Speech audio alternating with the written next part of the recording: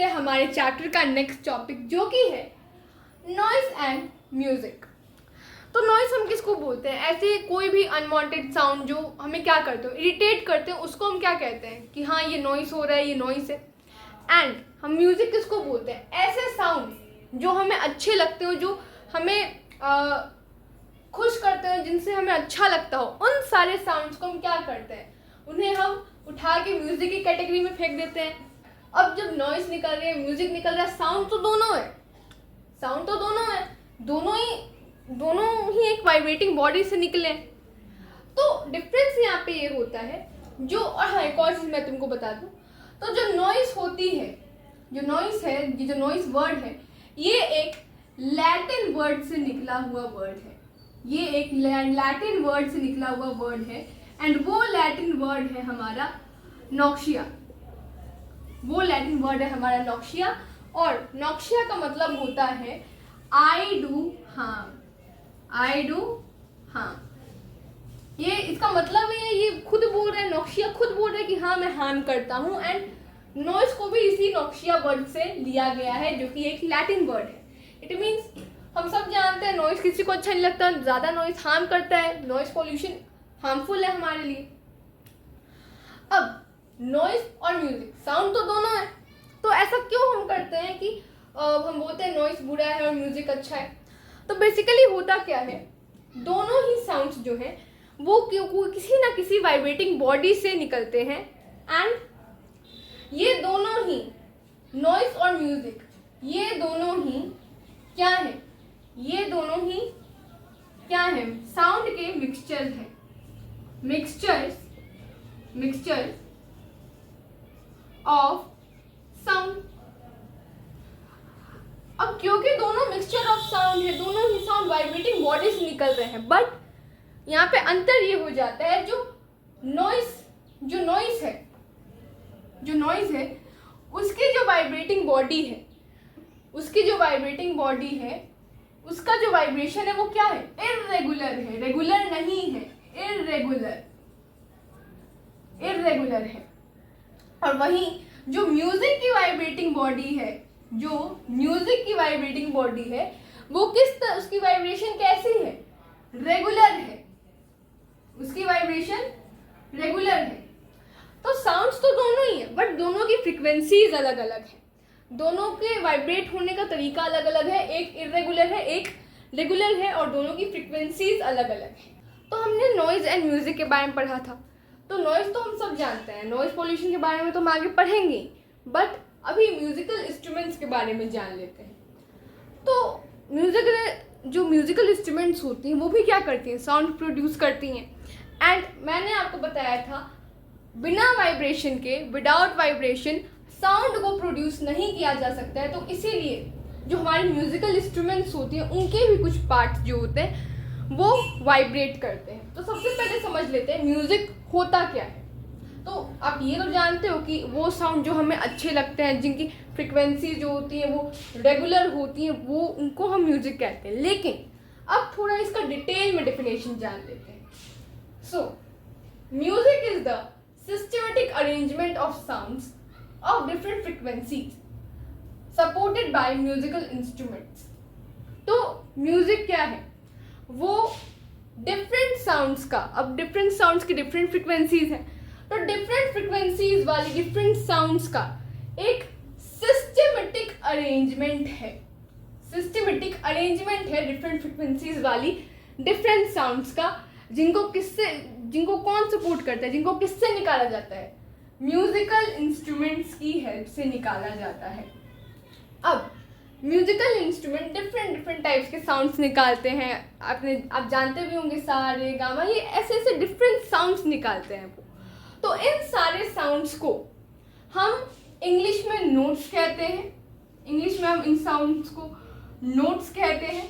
And Hindi में इन sounds को हम कहते हैं स्वरा।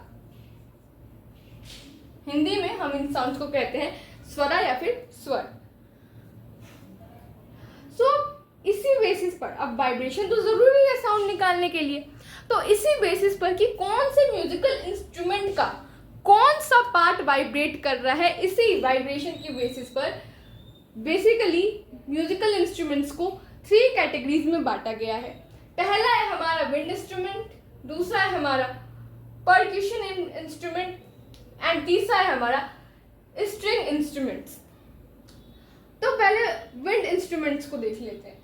तो विंड इंस्ट्रूमेंट्स में बेसिकली आपको क्या करना होता है? बेसिकली हम लोग को एयर ब्लो करनी पड़ती है। बेसिकली आपको एयर ब्लो करनी पड़ती है। यूजुअली तो हम लोग माउथ से करते हैं, बट कभी कभी हम बिना माउथ के भी करते हैं एयर को ब्लो। दूसरी चीज, अब वाइब्रेशन तो कहीं ना कहीं होती ही होगी, तो कहाँ होती है वाइब्रेशन? जो एयर कॉलम होता है विंड इंस्ट्रूमेंट्स का, जो एयर कॉलम होता है, यहीं पे वाइब्रेशन होती है। नेक्स्ट है हमारा length of air column is equal to pitch. मतलब ये टोटली जो लेंथ है एयर कॉलम की, इसी पे ये पिच जो है साउंड की, साउंड कैसी निकलेगी, ये टोटली इंस्ट्रूमेंट की जो एयर कॉलम है उसकी लेंथ पे डिपेंड करता है। अगर एयर कॉलम की जो लेंथ है वो शॉर्ट है, वो छोटी है, तो जो साउंड होगी उसकी पिच क्या होगी? हाई होगी। फिर से मैं रिपीट कर रही हूँ, एयर कॉलम की लेंथ छोटी, पिच हाई। अगर एयर कॉलम की जो लेंथ है वो बड़ी, वो लंबी है, तो पिच लो होगी। एक तरह से देखो आप, तो ये दोनों एक दूसरे के क्या हो रहे हैं? अपोजिट चल रहे हैं। अब देख लेते हैं विंड इंस्ट्रूमेंट्स के एग्जांपल्स क्या हैं। तो विंड इंस्ट्रूमेंट्स के एग्जांपल हो जाएंगे आपका फ्लूट, दूसरा हो जाएगा शहनाई एंड तीसरा हो जाएगा ट्रम्पेट। इनफैक्ट हम जो हारमोनियम बजाते हैं, हम नहीं बजाते, स्कूल्स में बजता है बहुत सारे स्कूल्स में। अब पता नहीं तुम्हारे स्कूल में बजता है या फिर नहीं, लेकिन मेरे स्कूल में बजता है। तो बेसिकली उसमें क्या होता है, उसमें एक कीबोर्ड टाइप का रहता है, वहाँ पे कीबोर्ड रहता है ब्लैक वाइट। तो हम जब उन कीज को दबाते हैं तो हम क्या कर रहे होते हैं, हम उस टाइम भी वहाँ पे एयर ही ब्लो कर रहे होते हैं, उसमें भी एयर ब्लो करनी पड़ती है, वो भी एक विंड इंस्ट्रूमेंट ही है। नेक्स्ट है हमारा परक्यूशन इंस्ट्रूमेंट्स। तो परक्यूशन इंस्ट्रूमेंट्स बेसिकली वो इंस्ट्रूमेंट्स होती हैं जिनको क्या करना पड़ता है, जिनकी मेम्ब्रेन वाइब्रेट्स होती हैं, जिनकी मेम्ब्रेन्स जो होती हैं वो वाइब्रेट होती हैं। तो इनकी मेम्ब्रेन्स को वाइब्रेट कराने के लिए क्या करना पड़ता है? इनको स्ट्राइक करना पड़ता है, मतलब मारना पड़ता है। ये मारे बिना वाइब्रेट नहीं होती, बिना मारे ये काम नहीं करती हैं। अब वाइब्रेट क्या होता है इनका? मेम्ब्रेन वाइब्रेट होता है। अब जैसे मानो ये तुम्हारा ढोलक है, यहाँ पे चलो मान लो ये तुम्हारा ढोलक है, ठीक है। अब इसकी जो ये मेम्ब्रेन है, इसकी जो ये मेम्ब्रेन है ये ऊपर, ये क्या होगी? जब इस पे तुम मारोगे, इसको तुम स्ट्राइक करोगे तो क्या होगा? ये जो मेम्ब्रेन है ये वाइब्रेट होगी। एंड इसी मेम्ब्रेन की वाइब्रेशन के चलते, इसी मेम्ब्रेन की मूवमेंट के चलते, वाइब्रेशन के चलते क्या होगा? साउंड प्रोड्यूस होगी।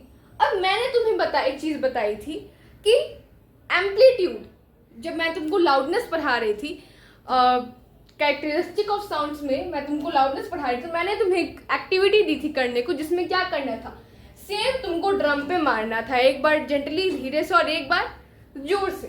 तो वहाँ पे क्या हो रहा था, और सिर्फ ऐसा नहीं है कि ये सिर्फ ड्रम में होता है, ये ड्रम, तबला, ढोल, इन सब में भी होता है।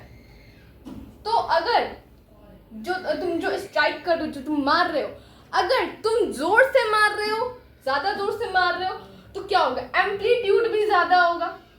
जोर से मारोगे तो वो क्या होगा? उसका एम्पलीट्यूड भी ज्यादा होगा। एम्पलीट्यूड ज्यादा होगा तो क्या होगा? लाउडनेस भी ज्यादा होगी।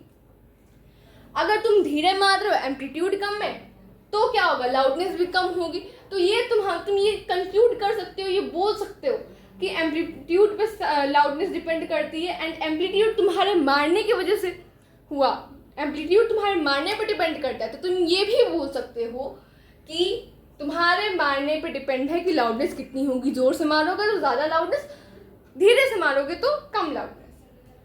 अब इसके भी कुछ एग्जांपल्स देख लेते हैं। तो इसके एग्जांपल्स हैं परक्यूशन इंस्ट्रूमेंट्स के, ड्रम, तबला, ढोल, नगारा एंड सिम्बल्स। अब देख लेते हैं हमारा नेक्स्ट इंस्ट्रूमेंट का टाइप, जो कि है स्ट्रिंग इंस्ट्रूमेंट्स। स्ट्रिंग इंस्ट्रूमेंट्स नाम से ही पता चल रहा है वो इंस्ट्रूमेंट्स जिनमें क्या हो, स्ट्रिंग हो। तो इनको क्या करना पड़ता है, इनमें तो एयर ब्लो करनी पड़ती थी, इसमें स्ट्राइक करना पड़ता था जो मेम्ब्रेन होती थी। इसमें क्या करना पड़ता है, इसमें तुम्हें जो स्ट्रिंग्स होती हैं उनको ट्यून करना होता है। ट्यून का मतलब ऐसे एक तरह से तुम बोलो तो खींचना पड़ता है, पुल करना पड़ता है एक तरह से। तुम देखो तो गिटार हम जब बजाते हैं तो हम क्या करते हैं, ऐसे ऐसे उसको उसकी जगह से क्या करते हैं, हटाते हैं, मतलब उसको एक तरह से खींचते हैं। जो स्ट्रिंग होती है उसको हम क्या करते हैं, खींचते हैं, पुल करते हैं एक तरह से। हम देखें तो ऐसे ऐसे हम करते हैं। तो स्ट्रिंग इंस्ट्रूमेंट्स को ट्यून करने की जरूरत पड़ती है। नेक्स्ट पॉइंट है हमारा एयर कॉलम और थिकनेस ऑफ स्ट्रिंग ही क्या करते हैं, ये जो दो चीजें हैं। एयर कॉलम, देखो एयर कॉलम की बात परक्यूशन इंस्ट्रूमेंट्स में नहीं हुई थी, किस में हुई थी, विंड इंस्ट्रूमेंट्स में हुई थी। तो एयर कॉलम बस विंड इंस्ट्रूमेंट्स में नहीं होता है, स्ट्रिंग इंस्ट्रूमेंट्स में भी होता है। मानो ये गिटार है, गिटार तो हम सबने देखा है कैसी होती है, ऐसी होती है। क्या कैसा होता है गिटार, ऐसा ही होता है, ऐसा ही। यहाँ पे क्या होता है, एक होल होता है, यहाँ पे बहुत सारी स्ट्रिंग्स जा रही होती हैं। तो यहाँ पर जब तुम इन स्ट्रिंग्स को हिलाओगे, इन स्ट्रिंग्स का तुम ट्यूनिंग करोगे, इनको ट्यून करोगे, तो यहाँ पर जो एयर कॉलम, यहाँ पर जो होल है, इसमें भरी होती है एयर। एंड क्योंकि हम जानते हैं एयर क्या है, एक साउंड के प्रोपगेशन का एक मीडियम है, तो क्या होता है, इससे साउंड तेज आती है। अगर उस बहुत थोड़ी सी दूरी पे, ज़्यादा दूरी पे मैंने, थोड़ी सी दूरी पे अगर कोई आदमी गिटार बजा रहा है तो तुम उसको सुन सकते हो। लेकिन अगर मैं नॉर्मली गिटार के स्ट्रिंग्स निकाल के ऐसे ऐसे उनको ट्यूनिंग करना शुरू करूँ, उनको ट्यून करना शुरू करूँ, अगर कोई पास में है तो उसको सुनाई दे देगा, लेकिन थोड़ा दूर अगर जाएगा वो तो उसको सुनाई नहीं देगा। तो एयर कॉलम जो है ये क्या है, इसके एयर कॉलम ही है, इसमें क्या है, एयर भरी हुई है। तो स्ट्रिंग इंस्ट्रूमेंट्स की एयर कॉलम और थिकनेस ऑफ स्ट्रिंग जो ये जो स्ट्रिंग्स है, इसमें ये जो स्ट्रिंग्स हैं इनकी थिकनेस पे ही डिपेंड करता है कि पिच जो है साउंड की वो कैसी होगी। दो चीज़ों पे मैं फिर से रिपीट कर रही हूँ, एयर कॉलम और थिकनेस ऑफ स्ट्रिंग पे डिपेंड करता है कि साउंड की जो पिच है वो कैसी होने वाली है, साउंड नोट की जो पिच जो है वो कैसी होगी। अब इसके भी कुछ एग्जांपल्स देख लेते हैं। तो इसके एग्जांपल्स हैं guitar, piano, violin and sitar.